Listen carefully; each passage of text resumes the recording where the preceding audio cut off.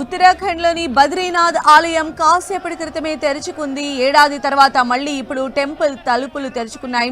దీంతో దైవ దర్శనానికి భక్తులు పోటెత్తారు. భారీగా తరలి వస్తూ ఉన్నారు. అయితే ఆలయాన్ని సర్వాంగ సుందరంగా తీర్చిదిద్దారు. మొత్తం 4000 కిలోల పుష్పాలతో ఆలయాన్ని అందంగా అలంకరించారు. దీంతో బద్రీనాథ్ ఆలయం మొత్తం శోభాయమానంగా మెరిసిపోతోంది. భక్తులు పోటీ పడి మరీ ఫోటోలు తీసుకుంటున్నారు.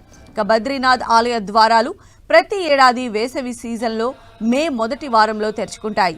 ఈ ఏడాదికి ఇవాళ భక్తుల దర్శనార్థం ఆలయ ద్వారాలు తెరవనున్నారు.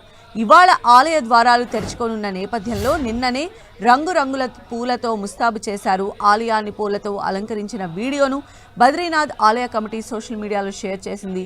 మరోవైపు ఆలయాన్ని దర్శించుకునేందుకు భక్తులు భారీ సంఖ్యలో తరలివస్తున్నారు. రాత్రి నుంచే ఆలయం దగ్గర పడిగాపులు కాస్తూ ఉన్నారు. ఇవాళ మరికొంతమంది భక్తులు రానున్నట్లు ఆలయ కమిటీ అంచనా వేసింది. భక్తులకు ఎలాంటి ఇబ్బందులు కలగకుండా అన్ని ఏర్పాట్లు చేసింది. चलो हो गया।